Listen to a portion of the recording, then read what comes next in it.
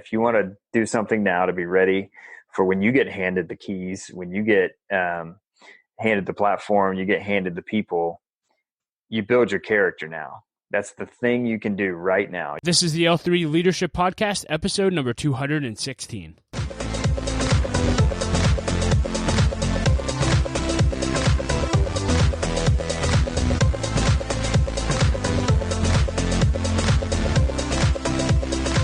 What's up, everyone, and welcome to another episode of the L3 Leadership Podcast. My name is Doug Smith, and I'm your host. I hope you're doing well. In today's episode, you'll hear my interview with Tyler Reagin. He's the president of Catalyst. If you're unfamiliar with Catalyst, they're a leadership development organization primarily known for their leadership conferences. If you've never attended a Catalyst conference, I highly encourage you to get it on your calendar and to attend.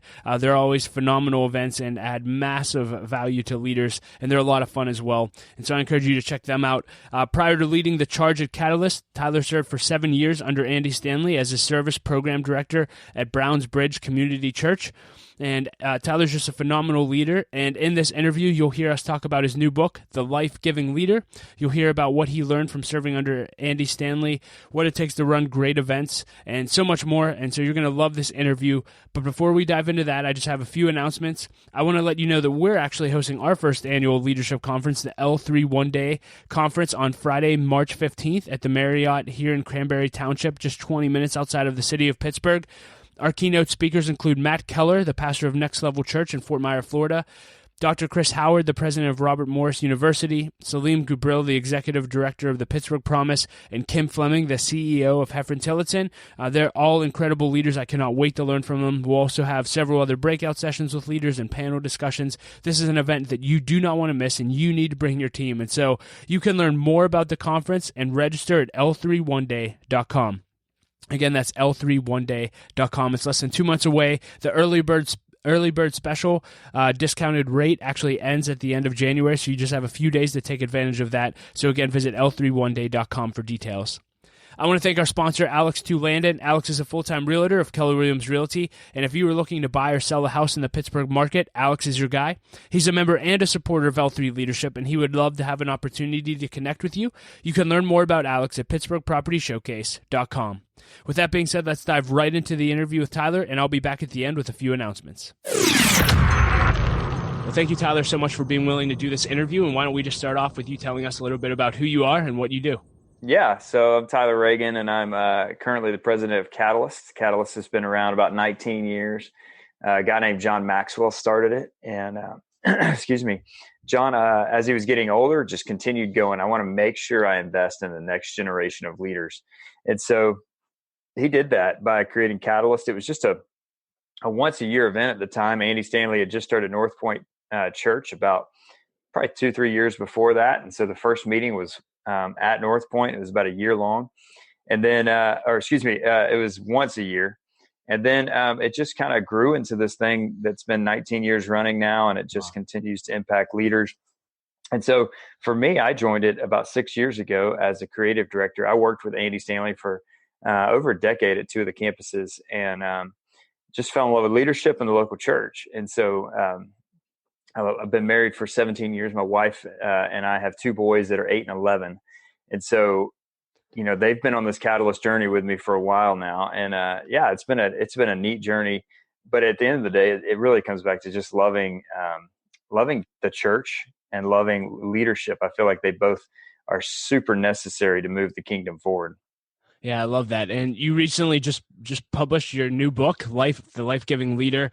And Actually, I don't know where I heard you talk about this, but can you just initially even talk about what made you actually write the book? I think you mentioned you've wanted to write a book for a long time, but can never get over that hump. Can you talk about that?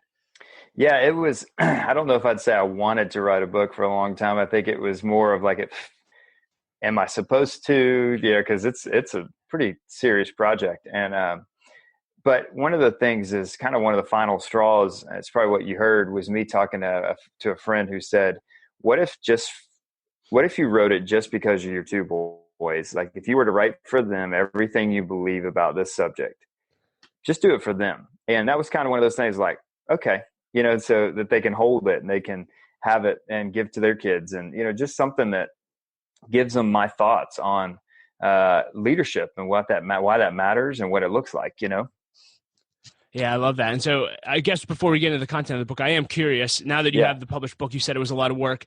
What Yeah. advice do you have now that you're actually a published author to aspiring authors? That's a good.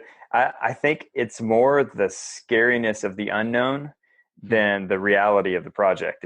It's nobody's publishing a book in a month. Like, it takes time, and so everybody's got some time, and just kind of launching into it in your own style. Like, my wife's a planner, and so even as we were kind of looking at deadlines, she was like, "Let's look at it and see how many words a day you need to write and do this." And I was like, yeah, that's probably not going to happen, because that's just not how I process. And so I did hit all my deadlines. That was one of my goals, but it didn't mean that I was prepared for them in terms of those last few weeks. Every time was pretty crunch time. And so, yeah, I think it's just realizing that it's not, you're not doing it all at once. And on top of that, if you're writing a book, hopefully this is stuff you've been talking about, stuff you've been teaching on, stuff you've been reading or caring about, stuff you believe in. And so it shouldn't be that it's just completely out of left field. That professional authors, thought leaders, I mean, they'll get to a point where they have a thought and then they go full on in into research and doing all the things. But most people are going to write one book if they write a book. So we all have something in us that we've been teaching for a long time, thinking about for a long time, and working on. So it's not as scary. It is daunting, but it's not as scary as it seems. That's good. And so let's just talk about the book. So again, you were writing this for your kids. That's one thing that pushed you over, and you had one message. So I'm just curious, what is a life-giving leader, and why this book? If this is your one book, why did you write it? Sure.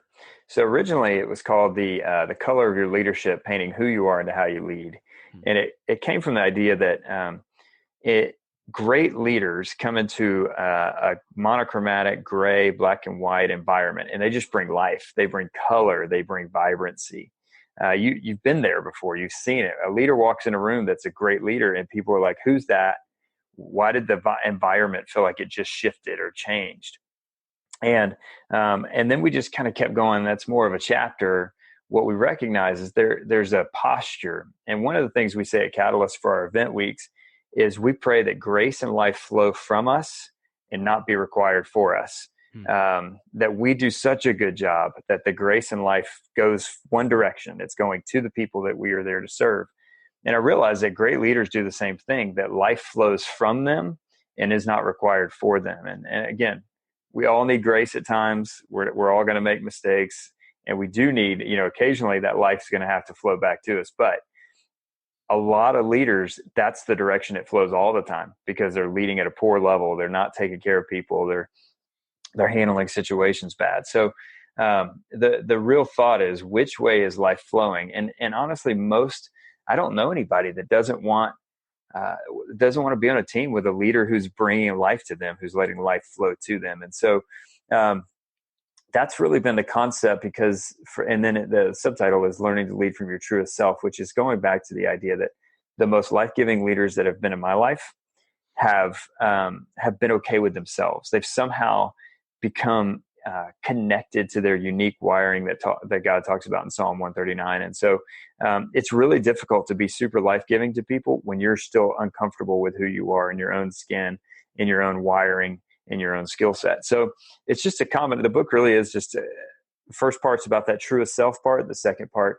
is more practical of, once you've learned to be a life-giving leader, this is how it can change things. This is what it looks like. This is what it means to be life-giving in this situation or that situation.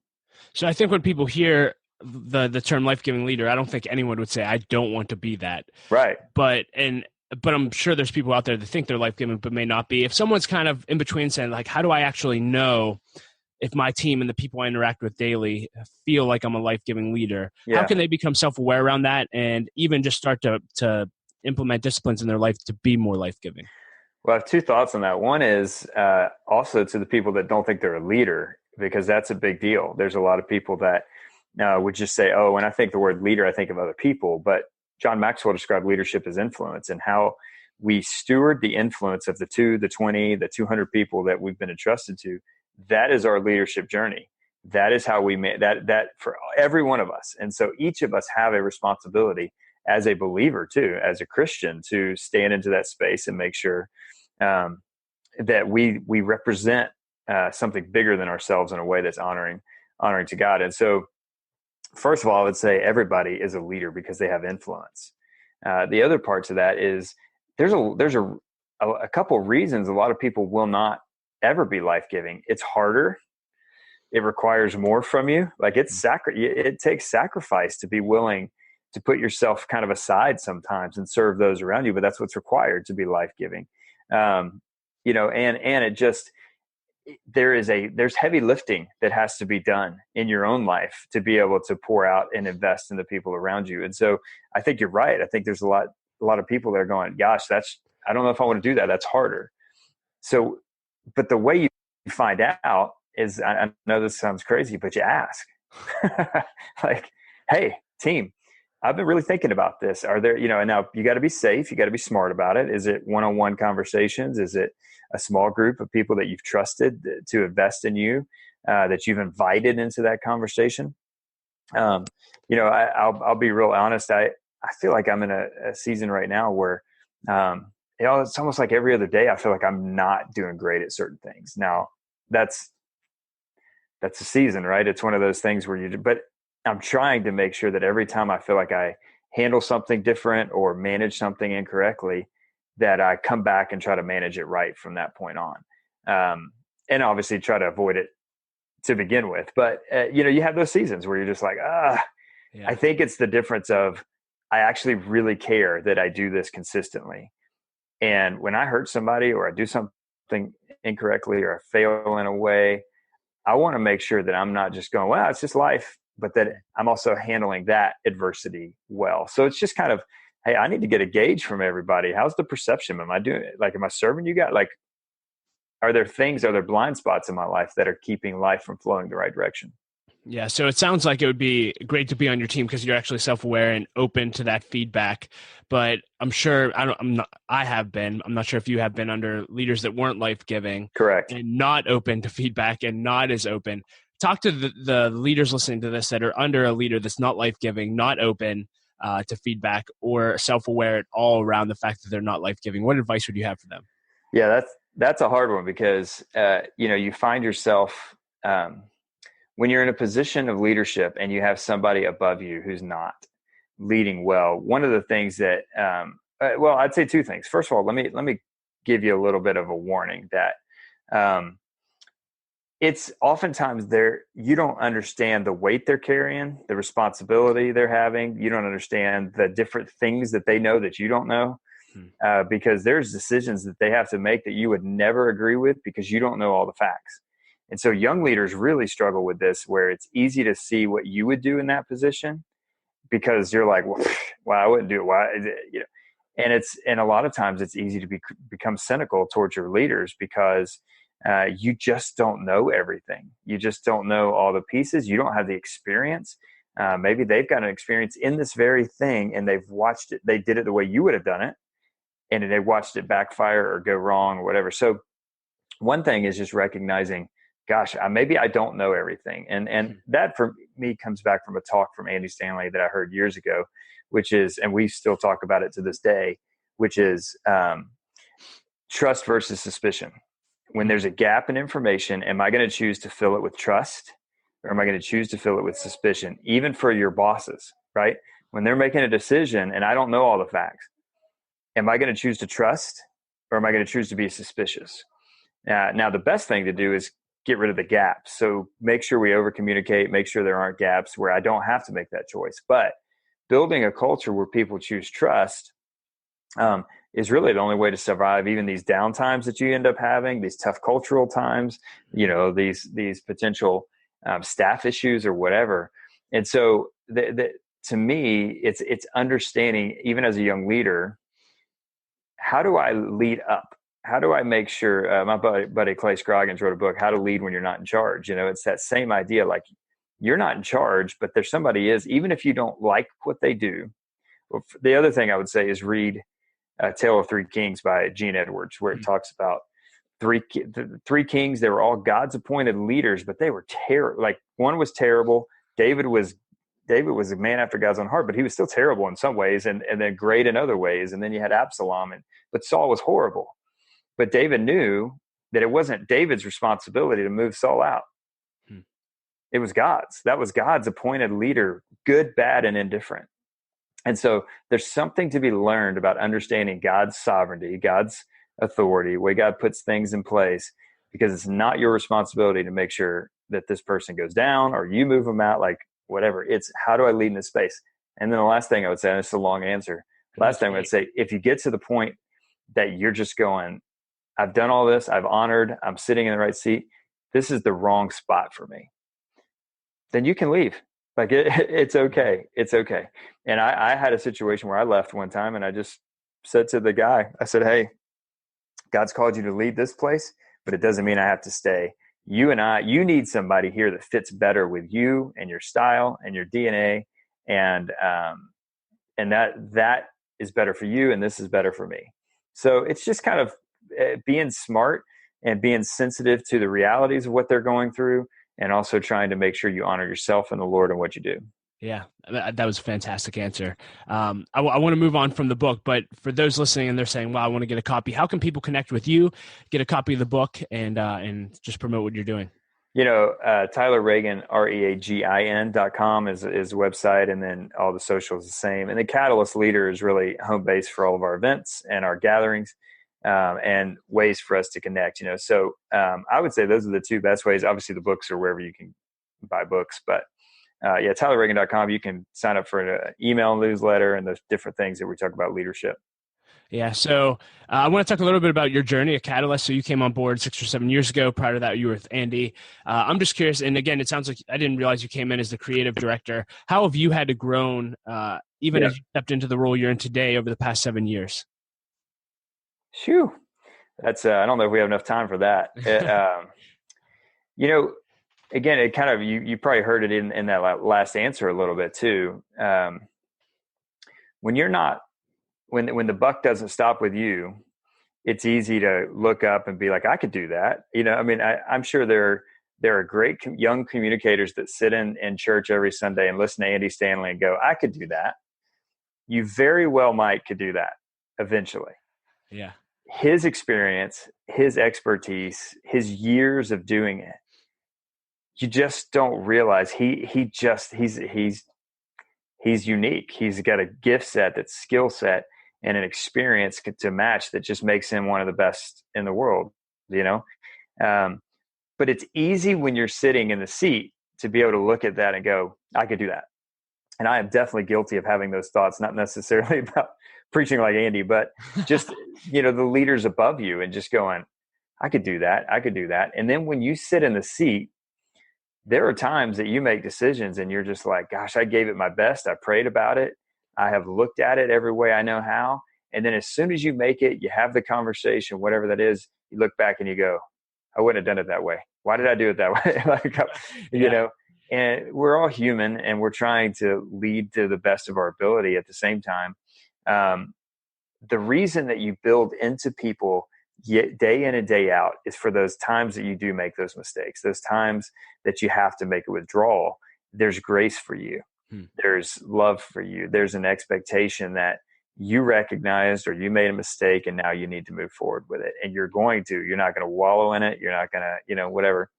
So one of the things I've definitely been upgraded in is recognizing the weight of the decisions, the voice, the opinion carries, the weight the opinion carries, the difficulty in leading something in general. For me, by far, the biggest upgrade and attention getter for me was running an organization in a business, not just the team building or the culture. Like you still got to produce, you still got to execute, you still got to create a product that people are interested in buying. You've got, it's like all these kind of things. Well, at the church, not that wasn't the case, but I had a specific team. We had a specific task, and a big part of that task was not the business side of things. It was the creative side of things. It was this. So it was definitely, it's been a learning curve for sure when it comes to just organizational leadership. How do you lead an organization from the top down, make sure the business runs well, and those kind of things. So you may have answered this, but I'm just curious how you would word it. If you could have coffee with yourself on day one of your journey at Catalyst, what would you tell that Tyler? That's a really good question. I would probably say slow down a little bit. Like there's no rush.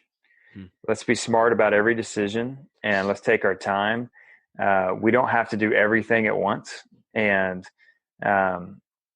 you know, we are making massive impact. Let's trust that and not try to continue to like, what's the next thing? What's the next, like, just be smart about scale, be smart about some of those things. Cause those are hard decisions and you want to make sure you take your time on those. And I think sometimes, I definitely think over 6 years, I've jumped to one or two conclusions too early, and I haven't jumped to conclusions quick enough in some ways. It's part of that leadership journey is like the timing of it. But and it just goes back to like priority too, because when you speed up at work, a lot of times it speeds up at home, it speeds up the rest of your life. And I always want to make sure that the priority and the ability to love my kids and my wife and my friends well matches kind of the pace that I'm trying to go at it in my vocation.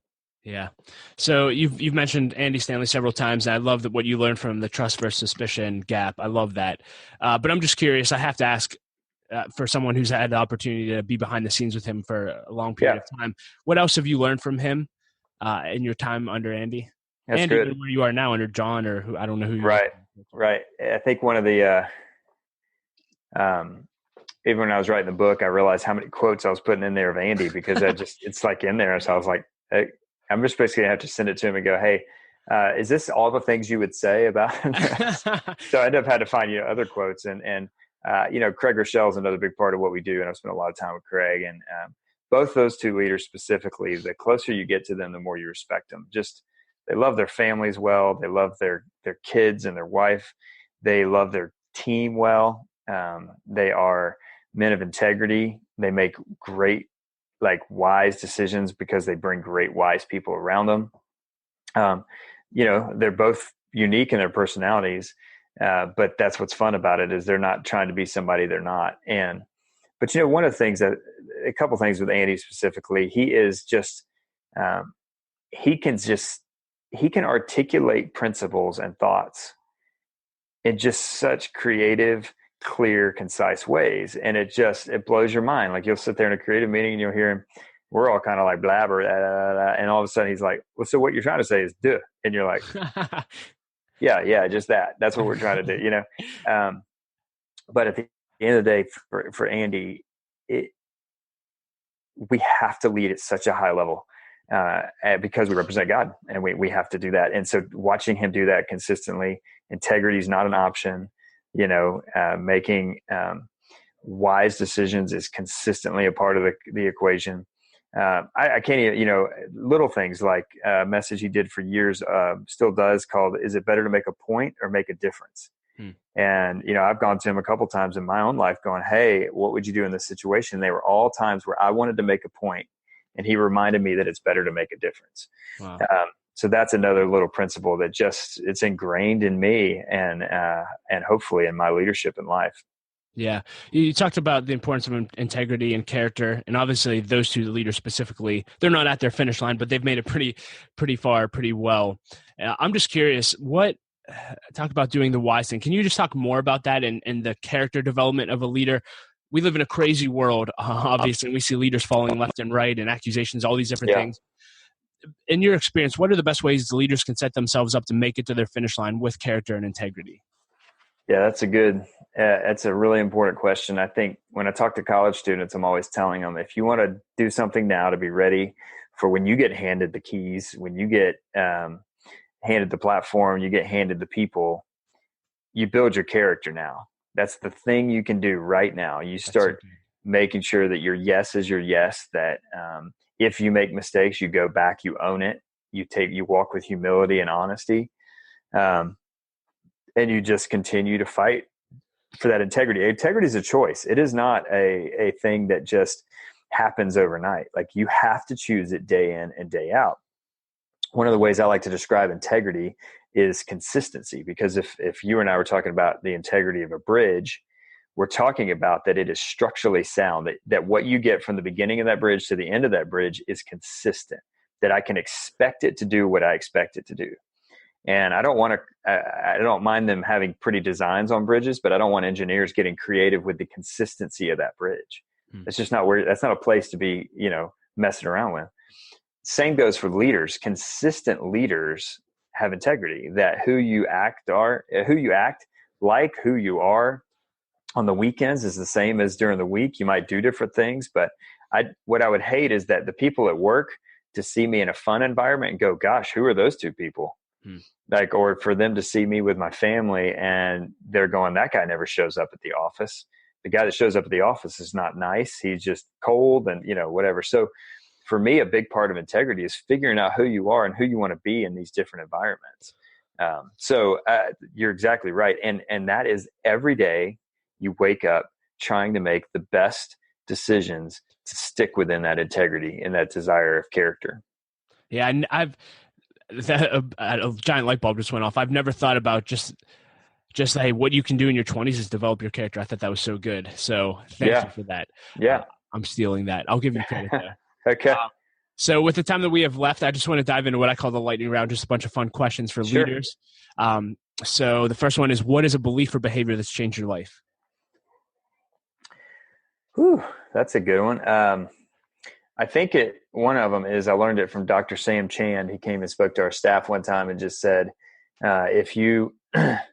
stress is going to relieve itself. Either you choose how to relieve it or it's going to choose. And when it chooses, you lose.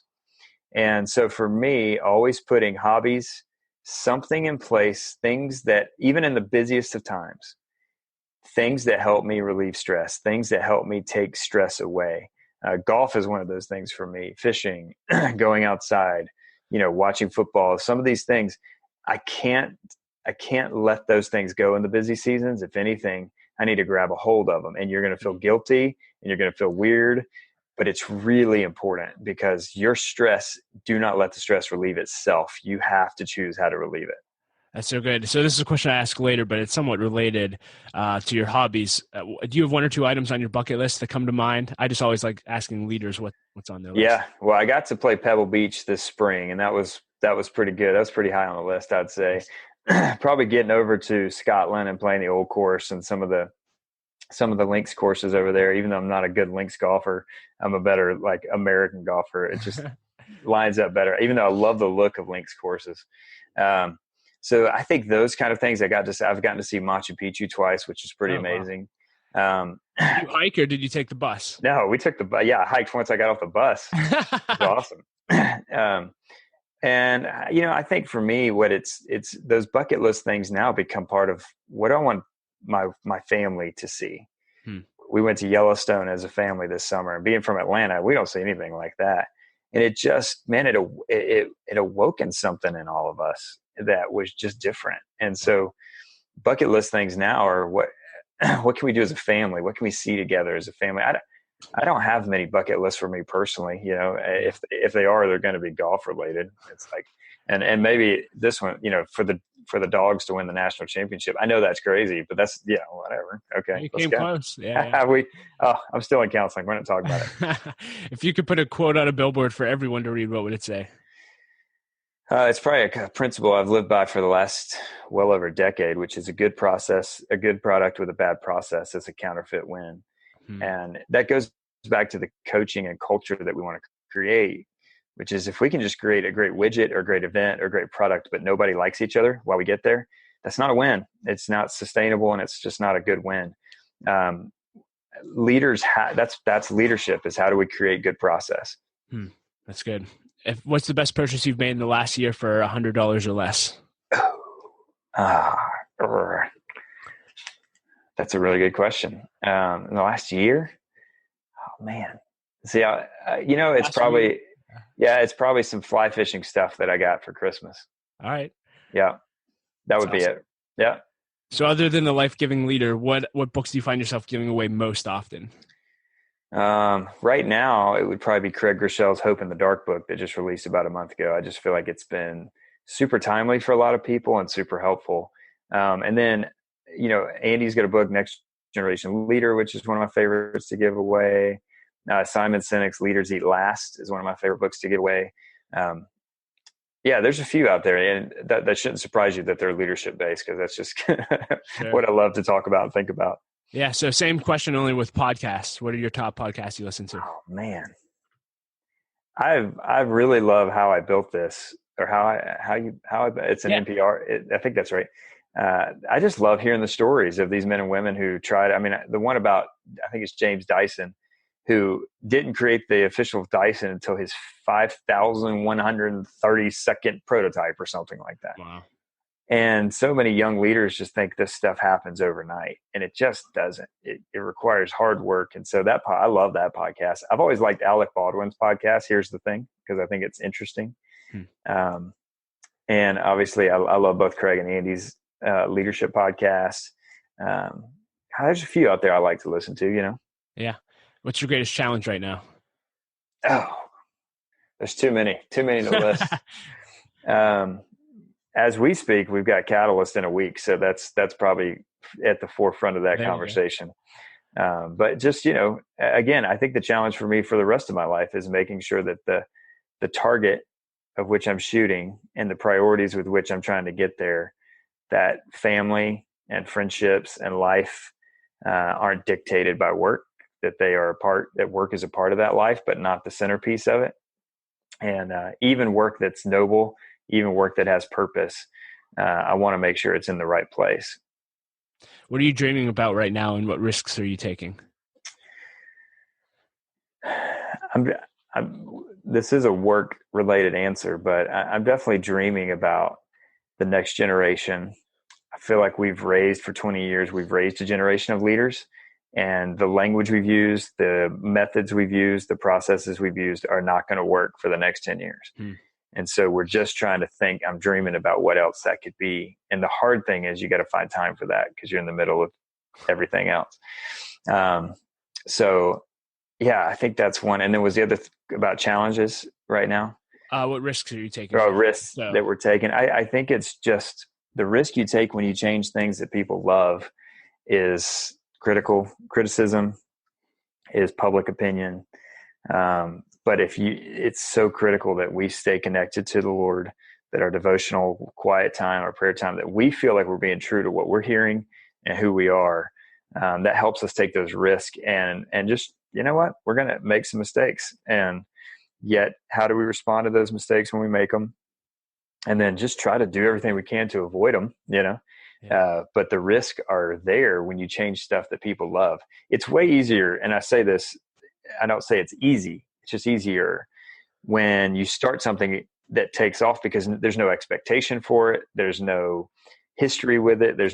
When you're trying to change something that has 19 years of history, a lot of people love it, don't love it, whatever the case may be. It's just a difficult enterprise because it's such a public thing. And that just makes it really hard. There's plenty of days I'm like, can I just not do public stuff for a bit? I'm just going to hang out.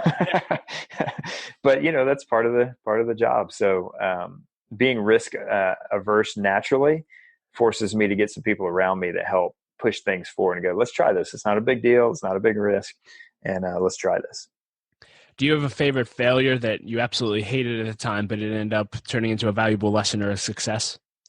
Have lots. I'm such a people person that I would say one of the biggest challenges or failures that I've had is I tend to keep people stay loyal to people almost to their detriment, not just the organization. And I definitely, over my years, my 18, 20 years now, I would say that I've made the mistake of not helping them move into the new season quick enough because it's good for them. And because what I've learned is when I've watched them go to the new season or move them into, knowing for months it was time, I've watched them flourish. And so that helps you recognize, okay, this is hard decisions. You love these people, but you got to be paying attention to how you serve them. And part of that sometimes is going, hey, we've been talking about this for a while. Don't you think it's time to maybe move into a new season? That's really hard stuff to do.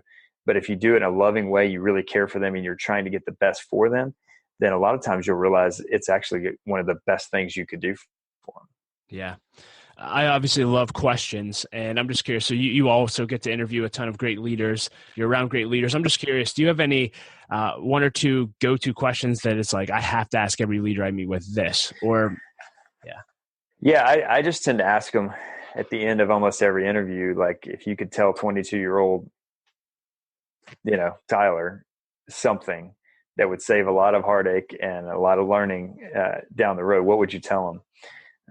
And just to answer that for myself, it really goes back to self-awareness, which what we talked about before. My friend Jenny Catron said the other day that she thinks 90% of leadership is self-awareness, because you got to lead yourself if you don't know yourself. And that's really what the book was about too, is just got to become comfortable and know yourself. You can't become comfortable with yourself if you don't know yourself, And so self-awareness is so critical for good leaders, and it adds to it. It's the baseline for the foundation for emotional intelligence in so many other areas of our life. So that's the question I tend to ask a lot of leaders. I love it. Outside of your family, which should be obvious, what's the most worthwhile investment of your time and money as a leader? As a leader, is my friends.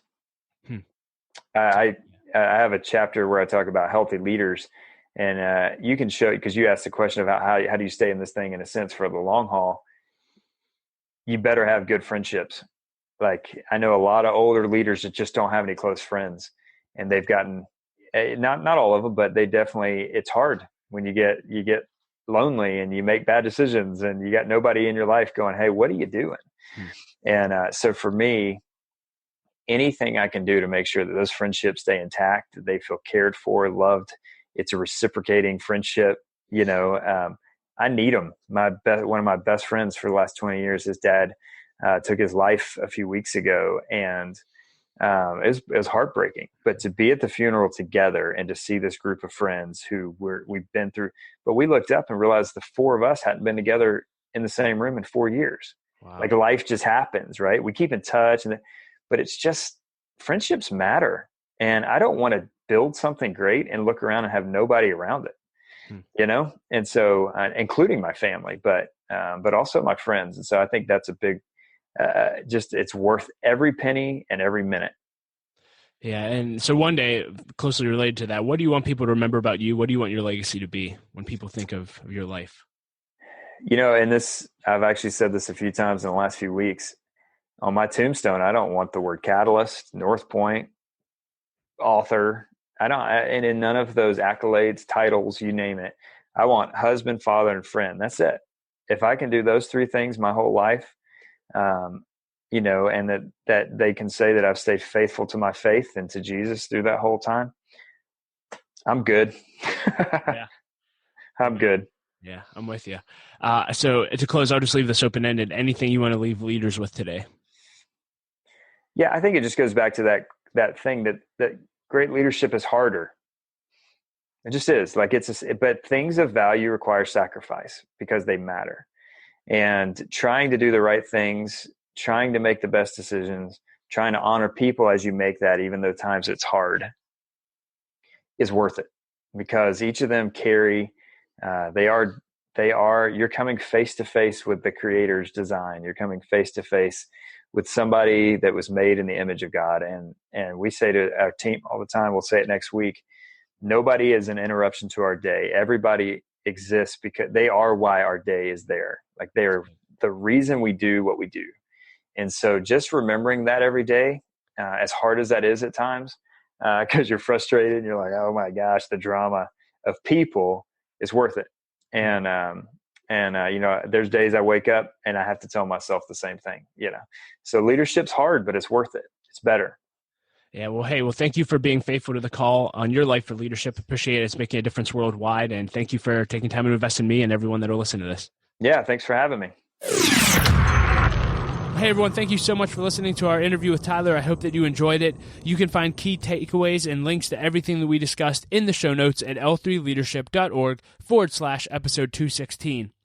I want to thank our sponsor, Henny Jewelers. They're a jeweler owned by my friend and mentor, John Henny. My wife, Laura, and I got our engagement and wedding rings through Henny Jewelers, and we just think they're an incredible organization. Not only do they have great jewelry, but they also invest in people. In fact, they give every engaged couple a book to help them prepare for their marriage, which we love. So if you're in need of a good jeweler, check out hennyjewelers.com. You can also stay up to date with everything we're doing here at L3 Leadership by signing up for our email list on our website. When you sign up, you'll get a free copy of my ebook, Making the Most of Mentoring, which is my step-by-step process for getting and cultivating mentoring relationships with leaders. You'll also get consistent emails with tons of great resources and ways for you to grow as leaders. So make sure you sign up for that, and we would appreciate that. That's the best way to stay up to date with everything we're doing. And as always, I like to end with a quote, and today I will quote Gerald Brooks, who I quote often because I love him. He's an incredible leader. If you're not following him on Twitter, I highly encourage you to. He also has a leadership podcast that I'd highly recommend. But Gerald Brooks said this. He said, "Making money is not the same thing as making a difference." Making money is not the same thing as making a difference. And I think as leaders, we need reminded of that often. So thank you so much for listening and being a part of L3 Leadership. We appreciate you so much, and we will talk to you next episode.